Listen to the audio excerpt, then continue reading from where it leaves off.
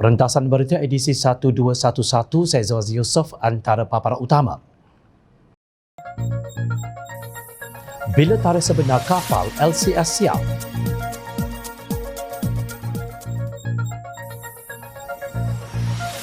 Mujahid menang 3-0.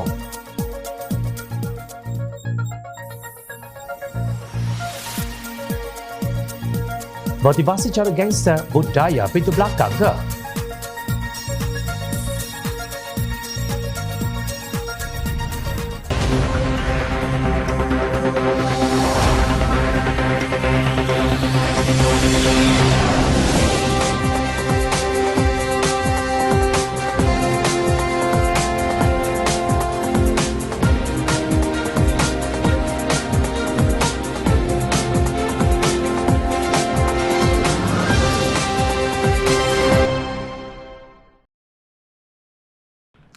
Assalamualaikum dan salam sejahtera. Kapal pertama Littoral Combat Ship atau LCS dijangka diserahkan kepada Tentera Laut pada Januari 2026. Kapal kedua pada September 2026, kapal ketiga pada Mei 2027, kapal keempat pada Januari 2028 dan kapal kelima pada September 2028. Demikian menurut Panglima Angkatan Tentera ATM Jeneral Tan Sri Afendi Buang yang dipetik beberapa media termasuk bernama. Dan dipetik sebagai berkata bahawa Kabinet pada April lalu telah membuat keputusan untuk meneruskan projek LCS ini kerana ia aset yang sangat diperlukan oleh Tentera Laut bagi memastikan kedaulatan, integriti wilayah dan kepentingan maritim negara sentiasa terpelihara. Sebagai sebuah negara maritim, keluasan perairan negara memerlukan Tentera Laut mempunyai keupayaan cegah rintang yang kredibel. Ujarnya seperti dipetik. Tiba-tiba laporan kenyataan Panglima ATM ini hilang dari alam cyber, seolah-olah ia digelapkan. Sebaliknya muncul kenyataan Menteri Pertahanan Datuk Seri Hishamuddin Tun Hussein bahawa penyerahan kapal tempur pesisir LCS pertama kepada Tentera Laut Diraja Malaysia TLDM masih kekal dalam garis masa seperti yang diumumkan sebelum ini dan tidak berubah. Kita berpegang kepada apa yang kita umumkan sebelum ini. Kami semua setuju PAT, PTL, MINDEF, Bostik, Kementerian Keuangan sehinggalah kepada Kabinet. Maka kita punya garis masa daripada dulu lagi pertama untuk meyakinkan pada orang ramai bahawa projek LCS ini mesti diteruskan. Keduanya, kita tidak akan melindungi sesiapa yang bersalah jika ada salah guna dan penyelewengan, katanya. Lapor bernama 14 September. Mengapa terdapat percanggahan tarikh menyiapkan LCS antara Menteri Pertahanan dan Panglima ATM? Menurut Pengarah Komunikasi Pakatan Harapan Ahmad Fahmi Fazil, banyak tarikh yang meragukan sebelum ini telah diumumkan oleh Menteri Pertahanan, namun satu pun tidak menjadi kenyataan. Untuk berlaku adil, jom kita rentas tarikh-tarikh yang pernah disebut oleh Hishamuddin. Berita harian pada 8 Mac 2016 melaporkan Hishamuddin berkata kapal pertama LCS dikenali sebagai LCS 1 yang direka cipta dan dibina sepenuhnya di negara ini dijangka siap pada tahun 2018 dan akan diserahkan kepada TLDM pada pertengahan 2019, manakala kapal terakhir diserahkan pada pertengahan 2023. Pada 24 Ogos 2017, Hishamuddin mengucapkan selamat datang kepada kapal pertama LCS yang dinamakan sebagai Seri Maharaja Lela.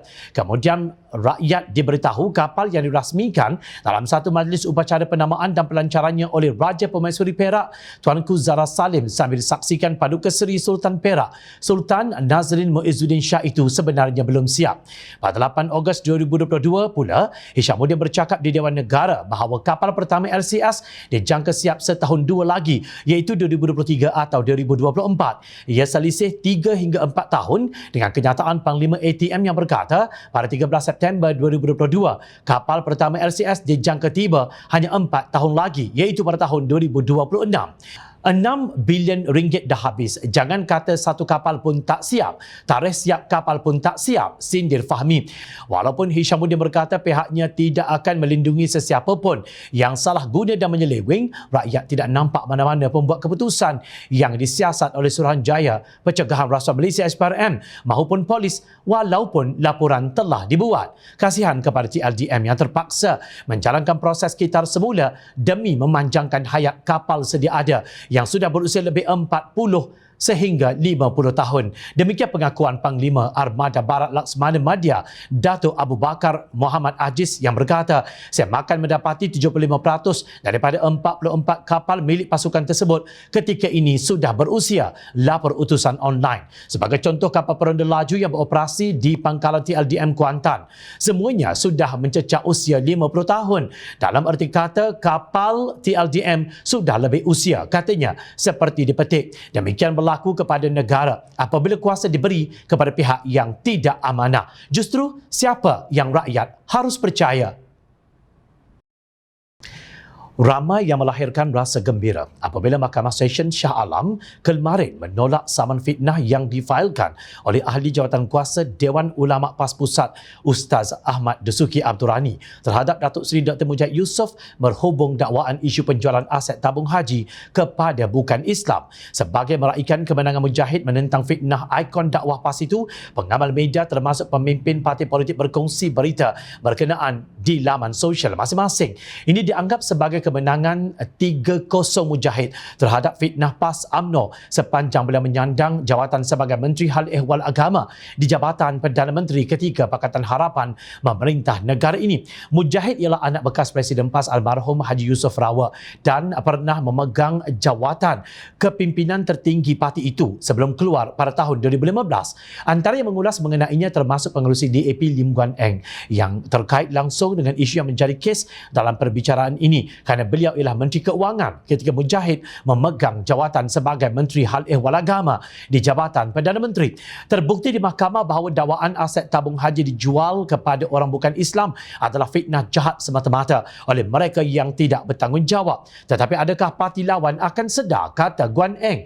Guan Eng mengulangi apa yang disebut Mujahid sebelum ini berkali-kali. Apa yang kerajaan PH lakukan adalah menyelamatkan tabung haji, satu institusi yang penting kepada orang Islam yang turut disahkan oleh Ketua Audit Negara, tegas Guan Eng. Mahkamah mengarahkan Ahmad Dasuki membayar kos sebanyak RM11,000. Pada 20 September tahun lalu, Mujahid bersetuju menyelesaikan kes saman fitnah yang difailkan beliau terhadap Harakah berhubung isu Muhammad Sajat Kamaruzaman atau Sajat yang memakai telekong dan berpakaian seperti wanita ketika menunaikan ibadah umrah.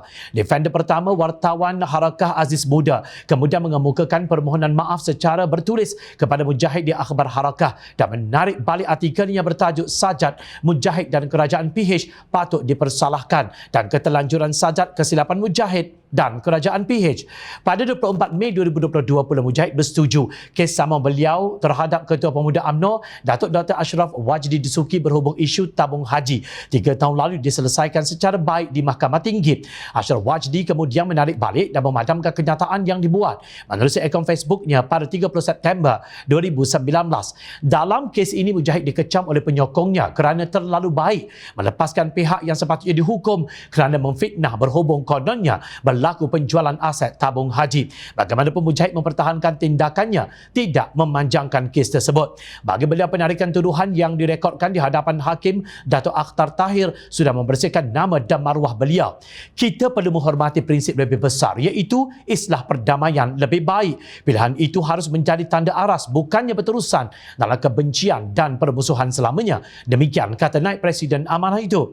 Sikap ini sejajar dengan konsep rahmatan lil alamin dengan mengambil keberkatan daripada Rasulullah sallallahu alaihi wasallam.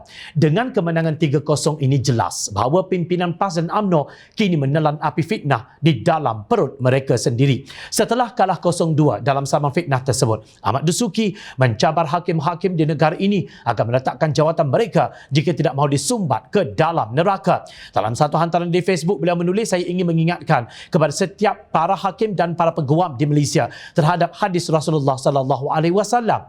Beliau memetik hadis Nabi yang bermaksud hakim iaitu penentu keputusan itu ada 3. 1 di syurga dan 2 di neraka.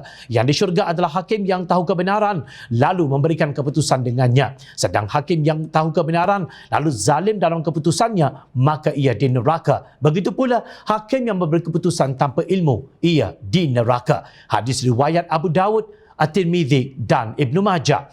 Sewaktu saya belajar di Al-Azhar dahulu dalam bidang syariah dan undang-undang ini, hadis ini sering diperingatkan kepada kami sehingga ada pensyarah yang menyarankan kepada kami supaya jika tiada undang-undang Islam di negara kalian yang dilaksanakan, maka sebaiknya tinggallah bidang kehakiman ini, dibimbangi akhirnya ke neraka jua sudahnya. Sampaikan salam saya kepada setiap hakim itu, katanya. Ahmad Dasuki telah diangkat menjadi ikon dakwah Yayasan Dakwah Islamiyah Malaysia Yadim pada tahun 2020. Begitukah akhlak seorang ikon dakwah? Sebagai pencana fitnah, layakkah beliau? Jika menang, mungkin beliau akan masukkan kedua hakim tersebut ke dalam syurga. Adalah lebih baik beliau memfailkan rayuan ke Mahkamah Tinggi jika tidak berpuas hati daripada menyambung fitnahnya sehingga melibatkan hakim-hakim pula. Menteri Pembangunan Wanita, Keluarga dan Masyarakat Datuk Seri Rina Harun dan Datuk Rosyamno menerima kecaman netizen gara-gara lagak gangster pelakon lelaki yang pernah popular satu ketika dahulu.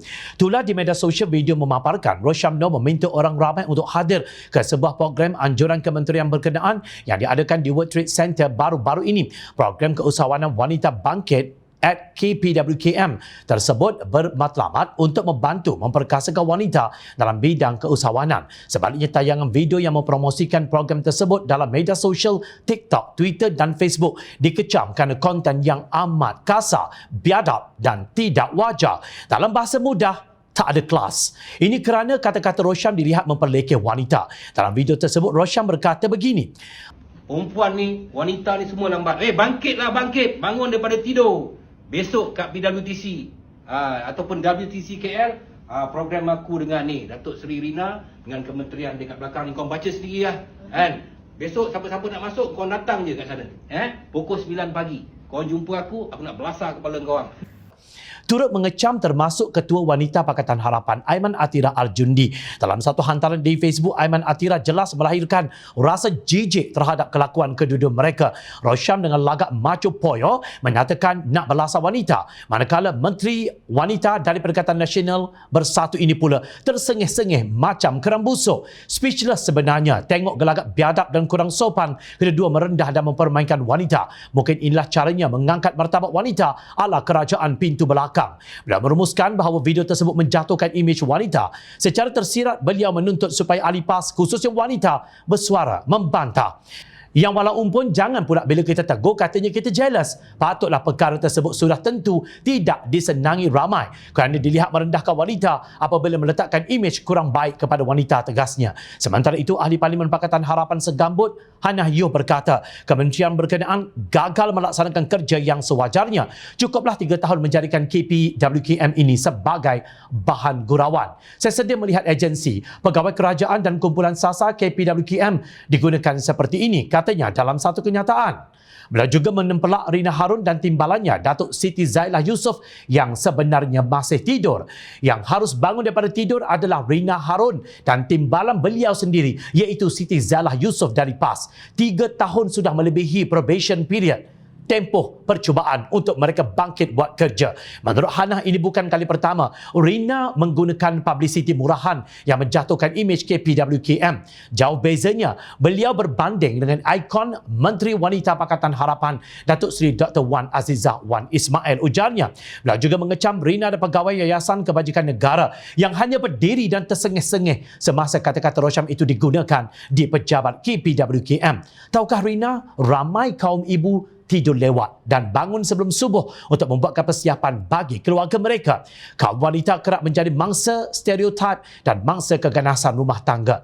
Bagaimana seorang menteri boleh membenarkan skrip dan video promosi program kementerian yang merendahkan martabat dan mempersenakan kaum wanita sebegitu bidasnya? Menurut bekas timbalan Menteri KPWKM itu, Rina Harun tidak dibayar gaji beribu-ribu ringgit setiap bulan oleh rakyat hanya untuk melihat beliau membuat program menghina kaum wanita. Hannah juga berkata Rina Harun patut dipecat kalau Perdana Menteri Datuk Seri Ismail Sabri betul-betul serius mengenai perjuangan keluarga Malaysia. Gugurkanlah menteri sebegini yang memperlekehkan peranan wanita. Malang sekali, satu dunia sudah menonton video promosi ala-ala gangster ini. Tidak ada damage control yang mampu dilakukan lagi walaupun oleh pelakon popular filem Melayu yang kini sudah menjadi usahawan. kosakata budaya pintu belakang bahawa kepala wanita wajar dibelasah kononnya bermaksud untuk cuci otak supaya bangun tidak dapat diterima sama sekali. Kemana perginya timbalan Menteri Rina yang juga pemimpin Muslimat PAS Siti Zailah Muhammad Yusof? Tak mau komen apa-apa ke? Atau sedang sorok kepala dalam pasir? Ingat, rakyat sentiasa memerhati. Teruskan bersama kami di Jom Channel dan layar reporter jomchannel.net untuk mendapatkan berita politik tanah air. Saya Zawaz Yusof, terima kasih. Assalamualaikum. Salam sejahtera.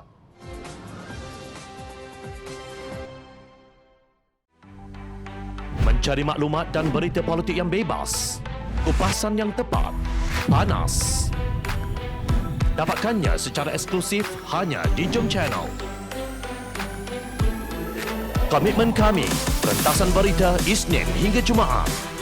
Berbicara dan isu semasa, kami garapkan secara langsung. Panel-panel berkaliber dan profesional. Interaktif, pandangan anda kami raikan. Jangan lupa bersama kami di setiap hujung minggu dalam edisi khas mingguan. Jom Channel, moving forward, sharing a new experience.